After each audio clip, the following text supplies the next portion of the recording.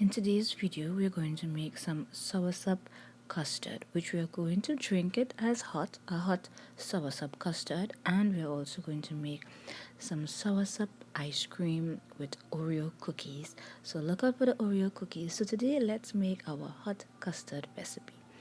Let's start from scratch. Here we go.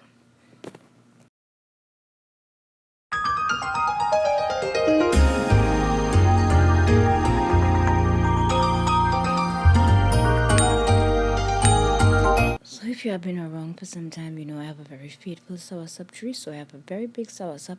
I'm going to put just enough water over the soursop and squeeze out that cream. And then I'm going to add some custard to that, mix that in with the cream from the soursop. Then I'm going to add the entire tin of the sweetened condensed milk. I actually use 2 tins of sweetened condensed milk, vanilla extract, essence, some cinnamon, and 1 cup of sugar. You could sweeten to your desired taste, so you could add more sugar.